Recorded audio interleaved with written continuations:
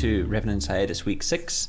That brings us to just over halfway through, which is probably very exciting for everyone reading the comic and slightly terrifying for me still making up the comic as I go. So welcome back to hiatus content for the comic. I hope you've been enjoying catching up all the way to chapter 10 on revenantscomic.com. The shiny new website as mentioned a few videos back. Been proving a popular spot for everyone to come and read, and I'm really excited that people are coming to a custom domain in this era of everything being on social media. So if you do prefer reading on Webtoons, Tapas, Comic Fury, Patreon, Furfinity, those are all linked on revenantscomic.com. And you'll also find links on all of those sites to submit questions for me to answer for the remaining 6 weeks of hiatus before we jump back into chapter 11. So this week I've got a couple shorter questions from people who have listened to the first couple of weeks of the hiatus by this point. There's another one from Madash. Welcome back. For another, you gave me your essay last time, and now I see you've given me a couple this time as well. A couple shorter ones that we can pair together into one sitting. But this specific one is, do you make all the model refs yourself, or are they from an asset library? How experienced are you with 3D modeling, and what software do you use? Any advice for deciding how to build out a scene? So actually it does kind of turn out to be a bit of a string of questions there. So my background actually is in like a multimedia degree that I did in undergrad, and because my parents weren't keen on me doing a BA and stopping at a Bachelor of the Arts, I managed to do a couple of years of postgrad in digital art at Wits University. So my background is in 3D animation. I did a course up to master's level and had to write a thesis and everything. But back then we were using exercise Softimage right before Autodesk bought it and killed it. I still worked at a couple studios that would keep Softimage on a computer that wasn't connected to the internet because of how good Softimage's ICE particle system was, and people were very upset when Autodesk destroyed the software, you know. But now obviously things like Houdini being the sort of industry standard, I don't think any of those machines are up and running anymore as good as Softimage was. When I went to industry, it meant that people were actually pivoting to Maya at the time, so I had to relearn Maya at my first job.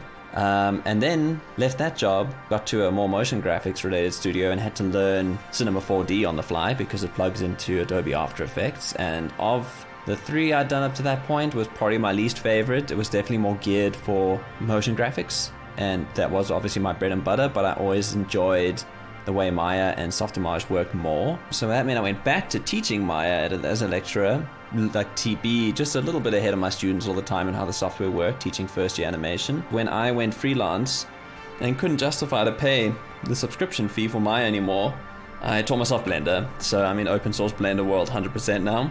I'm a devotee to the software, and I will always tell people they should try it out. Open source is the way to go. Donate to the Blender Foundation if you can. Everything I do in 3D these days is through Blender. I still want to learn maybe some CAD-based software like a Fusion 360 because I do enjoy 3D printing, and parametric modeling is obviously very powerful with 3D printing, even though I'm way more comfortable with sort of, you know, sculptural poly modeling in animation software because that's my background. Blender all the way, that's what I use all the time these days. And yeah, from there I use a mixture of hand modeling stuff myself and libraries. If I want like a very specific layout of a building, which is very often the case, like I'm picturing a very specific style of building from, you know, around the area I live in, like very sort of suburban buildings. I want a very specific layout that I can picture having lived in or friends lived in or something, or things like the bunker, which is a completely unique layout that I designed. Those buildings are all custom modeled, then using plugins like architecture type plugins within Blender to add doors, windows, those sorts of assets from a library. The usually ones I can get away with low detail and adding the detail in myself with a little bit of hand modeling to get a very specific look. Because again, the reference I'm looking at is very 70s era South African suburbs and sort of apartment buildings, like especially Todd and Glitch's flat is like a 70s apartment block from visiting friends ones that have rented them for years kind of thing. But then from there I use a bunch of libraries, so like Blender Kit is a big one that I dip into because it'll just have usually something close enough. Sometimes I'll dip into 3D printing websites because things like cars, there's almost always someone that's modeled an STL of a car or ripped it out of a game or something. It's usually a good place to go is look for 3D modeling sites. I think those are the ones I'm probably in the grayest of licensing areas. So I do keep an archive of that kind of thing. If someone's like, look, I mean, where did you get all these models from? It's like, well, usually Thingiverse or Cults or something like that.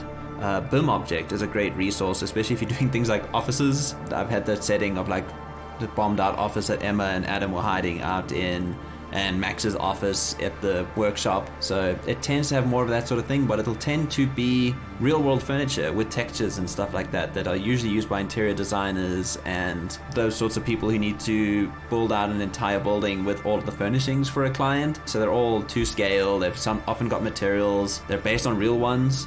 So you can actually find real pieces of furniture in there that if you're looking for something specific. So it's quite a cool resource, actually, BIM Object. I've been very happy pulling stuff down from there. And that reminds me that there's also a plug-in for Blender I found recently, just called IKEA. And as far as I understand, IKEA themselves might even be involved, because you can usually search within Blender, in a Blender window, in the IKEA plugin for whatever furniture you want, and more often than not, you'll be able to find an IKEA version of something, which is a pretty good reference to jump off of. But then, yeah, often, because I'm practicing sort of 3D modeling for animation, I'll do quite a lot of custom modeling on the fly if I need like very specific furniture or whatever. But yeah, model libraries, I'd love to use those. I know Clip Studio Paint has a lot, but I have zero experience with Clip.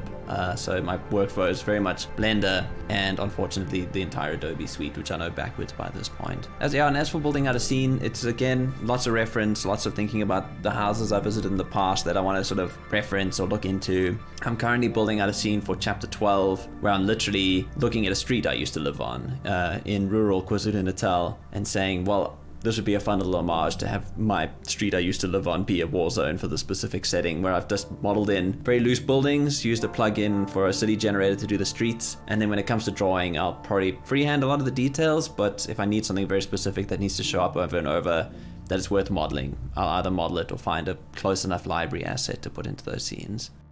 Good, back to another political question, but this time from Monobear. There's been a bit of a running joke on the Discord server about the socio-political situation of the comic setting, getting grilled regularly by members there, trying to see how far they can go before I run out of answers, and most of my answers points at South Africa and says, well, this is what my setting is based on, so so I try to answer as much as I can, but yeah, no, a lot of the time it's just, what would South Africa have done if it had all gone a little differently in the 90s kind of thing.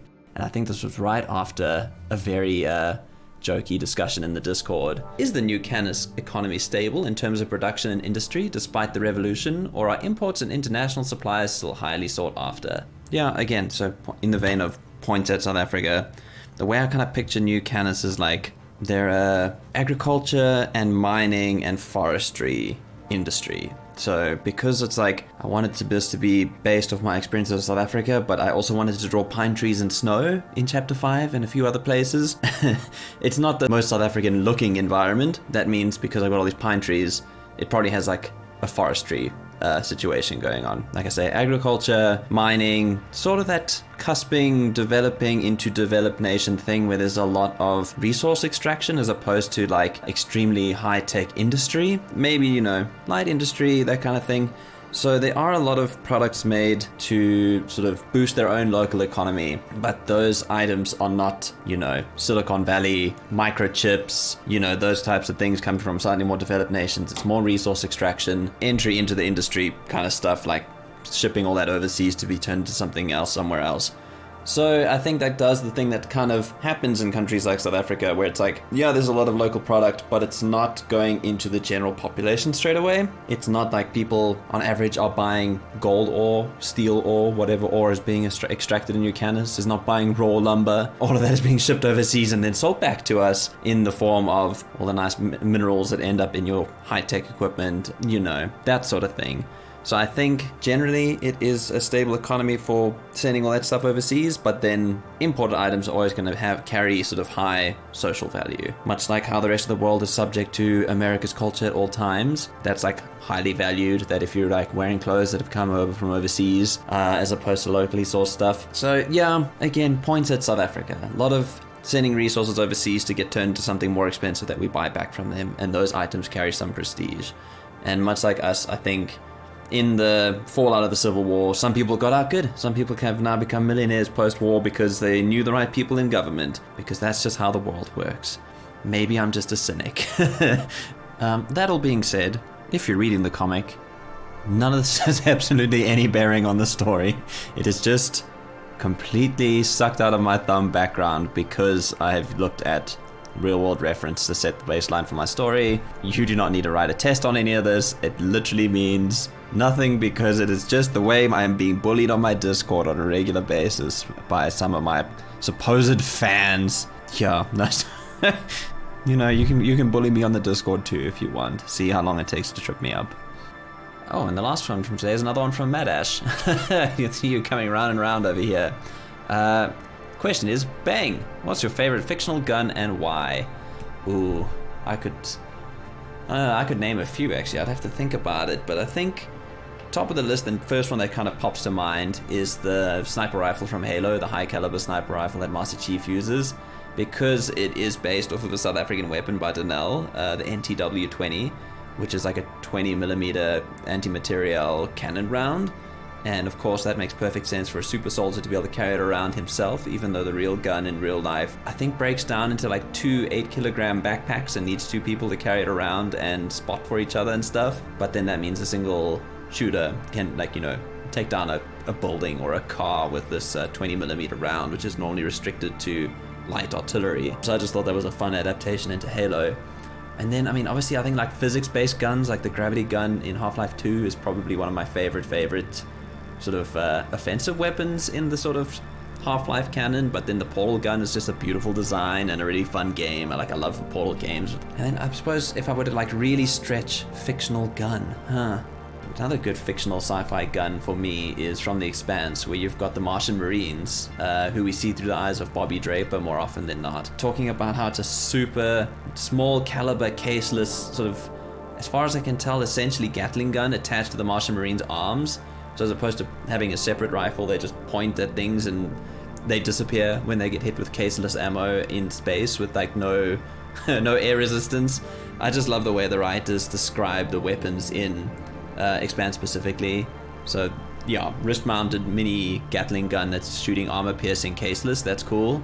But I absolutely love the point defense cannons in The Expanse. I think I looked them up and the weapon caliber is something like a 40mm round, and it's firing thousands of rounds a minute to take out torpedoes, incoming torpedoes for the spaceship. Again, I think it's just, I've probably gone on at length about this as well. I love The Expanse for its sort of like hard sci-fi physics, and the fact that space battles are going to be fought over hundreds of thousands of kilometers with torpedoes trying to break through point defense cannon cover, and like Martian weapons are going to be like those Gatling guns ripping through 40mm rounds at a rate of thousands of rounds a minute kind of thing, hundreds of rounds a minute. And then the cheaper sort of solutions made by the OPA, the Out of Planets Alliance, are like a shotgun-based version, where it's just like they just shoot shrapnel into the path of a torpedo and hope they take it out. Yeah, I just love the hard physics of The Expanse and the weapon designs thereof. I think the show did them good justice, but I will die on the hill that they need to reboot The Expanse as an animated series so we get to see the physics in action on characters that aren't literally being filmed on Earth. Like the fact that most of the time, most of the characters will spend their time at a third of a G as opposed to full G, and then like when you're trying to film that, it doesn't always work out great. And I think Expanse needs to be an animated series. I'm so enjoying the books, and I so enjoyed the live action series. And I think that about wraps it up for today. A couple questions from a couple people there. I will link everything down below if they've left links for me in my Q&A question form. You should submit a question for me to answer, because I have enjoyed rambling today on this specific one. Form will be in the description down below. It'll be on the revenantscomic.com website. You won't believe how many times it took me to get my own URL correct. There'll be links there, links on Discord, on all of my mirror sites, on my social media. Yeah, I've sent through some questions. I'd love to answer them. We're in the back half of this hiatus. Try to get them in while you can. And thank you, everyone, for submitting questions today. And I hope you enjoy reading the comic, catching up if you haven't already, rereading it if you have. And I will chat to you all next week.